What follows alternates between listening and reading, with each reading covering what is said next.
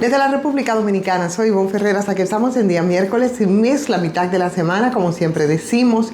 Ayer se produjo una información, hoy no hay tantas informaciones, sino el seguimiento de algunas,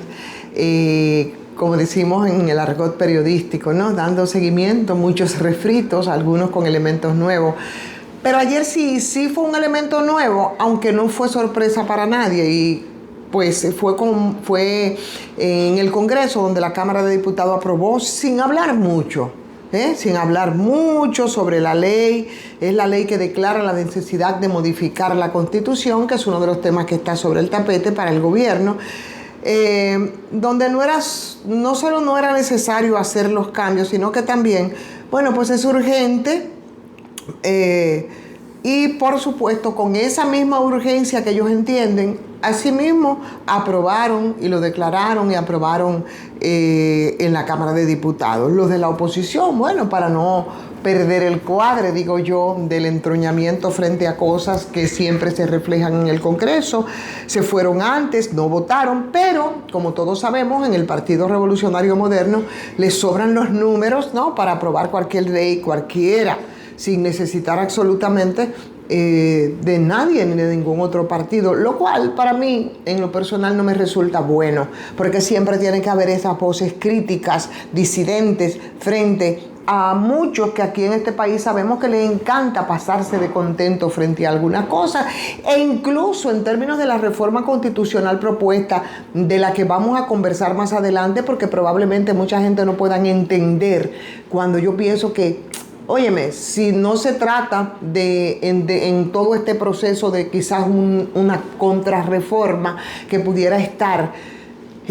colándose por ahí. Pero bueno, igualmente tiene los números también ese Congreso PRMista para aprobar la modificación a la Constitución, después que llegue el día de reunir a la Asamblea Nacional Revisora, que es la reunión entre todos los senadores y entre todos los diputados. Muchos tendrán muchas confusiones respecto a lo que se aprobó en el día de ayer. La ley que aprobaron, para que todos estemos claros, sobre todo los que nos siguen a través de esta transmisión, a quienes agradezco profundamente y aprovecho para pedirles que le den like, señor.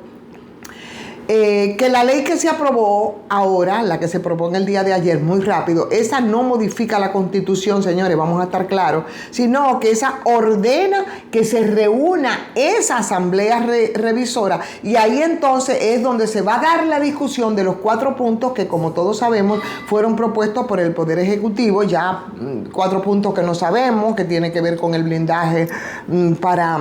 los mentados candados para la no repostulación, la reducción de los escaños en la Cámara de Diputados, en fin, ya sabemos cuáles son esos puntos, más otro del que no se ha hablado mucho, que tiene que ver con la creación de una oficina del Abogado General de Administración Pública. De eso no son muchos los detalles que se han dado respecto a las funciones que tendría esa oficina, pero por el nombre, bueno, pues ya más o menos uno intuye por dónde va la cosa, y esa intuición también nos lleva a preguntarnos y a recordarnos, señores, ¿ustedes se acuerdan de aquella oficina de abogados que se había creado? No era una oficina de abogados, de ese grupo de abogados que se había empoderado para rescatar el dinero que muchos de los que estaban acusados de corrupción se habían llevado dentro de las uñas. No sé en qué está eso, pero es interesante hacer la pregunta. Ahora bien, de esa asamblea revisora, que fue lo que se aprobó ayer entonces, que se reuniera, ¿qué nosotros vamos a esperar en esta coyuntura? Bueno, cualquier cosa, como nos tienen acostumbrados, y como debe ser necesario, señores, es que se debatan y se discutan todo lo que ha sido propuesto, porque esa reunión, que según establece la ley deberá producirse en 15 días o quizás menos, ¿no?, desde que el presidente firme eso que acaba de aprobar el Congreso, la Cámara de Diputados en el día de ayer, con una separación de al menos 5 días entre la votación y otra, y cuando eso pase, entonces ya se imprimirá de nuevo la Constitución, nueva vez, y aquí hay un elemento que es importante, que para aprobar esa reforma en esa asamblea se necesita entonces que 2/3 partes de los presentes voten y voten por el sí para aprobarlo, pero con todos los legisladores presentes, como se ha dicho, el PRM tiene números que le sobran para hacer eso y más, y eso es lo que resulta sumamente peligroso. Conseguir los votos necesarios los tienen, así es que imagínense ustedes, si los de la oposición no van, no va a pasar absolutamente nada, y bueno, ya es cuestión de días para que el gobierno le ponga punto final a todo el tema y pase al tema siguiente, que ahí es donde dicen, se le pone la tapa al pomo, y ahí es donde el puerco se va a rascar en jabilla. ¿Y sabe de qué estamos hablando? Estamos hablando de la reforma fiscal. Aquí he dicho que con la propuesta hecha respecto a estos temas en los que casi todo el mundo está de acuerdo, bueno, pues ha sido como una especie de comodín, porque lo que viene con la propuesta, señores, no es nada fácil. La propuesta, claro está, de reforma fiscal. Mientras tanto, la única información sobre la que se ha hablado, además del tema de los semáforos, bueno, de eso hablamos en el día de ayer y de la locura que ha implicado eso, lo que está pasando en el Partido de la Liberación Dominicana. Hay una batalla interna que parece descarnada. Y ayer vimos, por ejemplo, muchos alcaldes renunciantes. Uno de Moca, como era de esperarse después de la salida de Amarante Baret. Y lo decía así claramente, que se largaba y era parte del Comité Central del PLD justamente por la expulsión de la que no pueden dar ningún tipo de explicación los PLDistas de Amarante Baret. Lo cierto es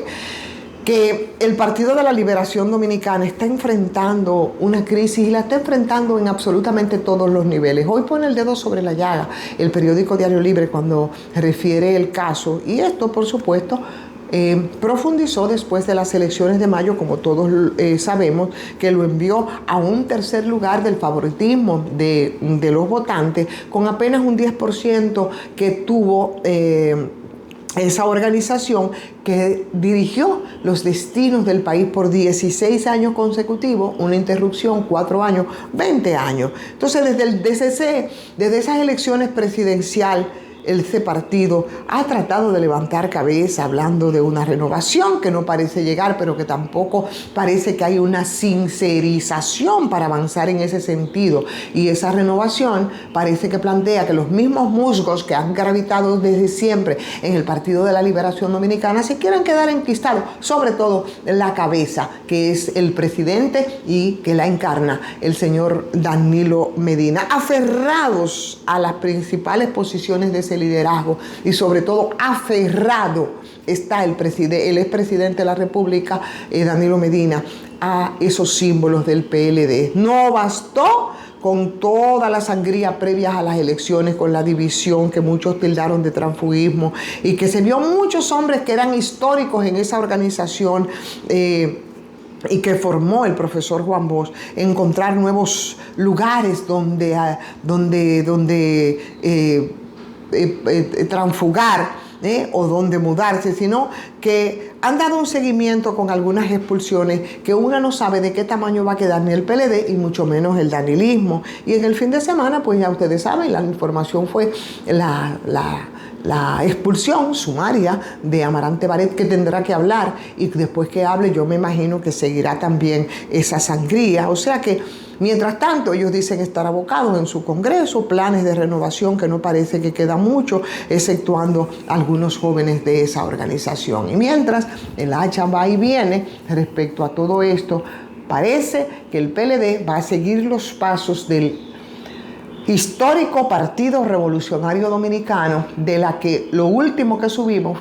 fue que Miguel Vargas